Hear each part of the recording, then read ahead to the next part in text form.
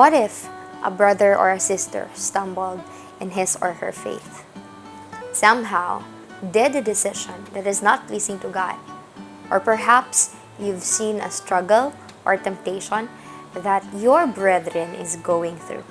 As believers of Christ, what shall we do? Hello everyone, welcome to our daily manna where we feast upon God's Word. If you have your Bibles with you, kindly open it with me in Galatians chapter 6 verses 1 to 2. Let me repeat that again. Galatians chapter 6 verses 1 to 2. It says, "Brethren, even if anyone is caught in any trespass, you who are spiritual, restore such a one in a spirit of gentleness, each one looking to yourself, so that you too will not be tempted. Bear one another's burdens, and thereby fulfill the law of Christ." I believe that this was the picture that Paul wanted to see in the church. When someone struggles, may we be God's light as we use the scripture to rebuke and correct with love, with gentle spirits, with the lens of restoration. Now often, including myself, we are really quick to judge and we remove from them the grace that the Lord has shown us. We throw the first stone. Thus, Paul implored the believers to restore someone with a spirit of gentleness.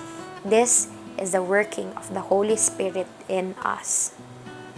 On Olympics 2016, in one of the 500 meters run, this lady named Abby De Agostino stirred the hearts of the people. When they were in the run for the goal to win, instead of scrambling up to keep running, De Agostino went to Hamblin, this another girl from New Zealand, helped her and urged the New Zealander to keep running.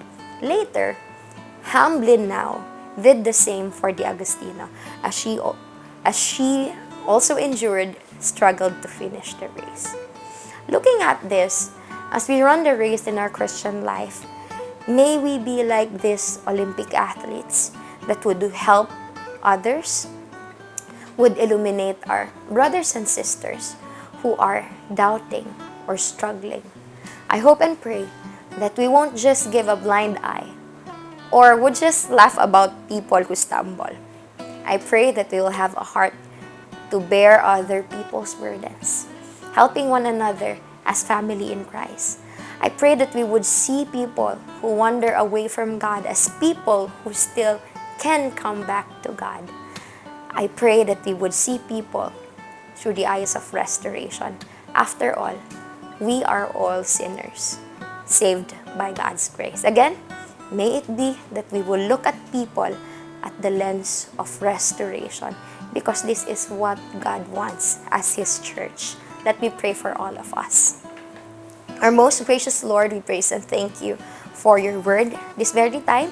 Thank you, O Lord, for you have been working in each of the believers' lives, O God. You are continually honing us, continually changing us to be the person that you want us to be. You want us to be like Christ. And may it be, Lord, that as we would do that, your Holy Spirit would help us. I pray, O God, that we would continue to acknowledge the Spirit's work in us as we become more and more like you. We honor you, O God.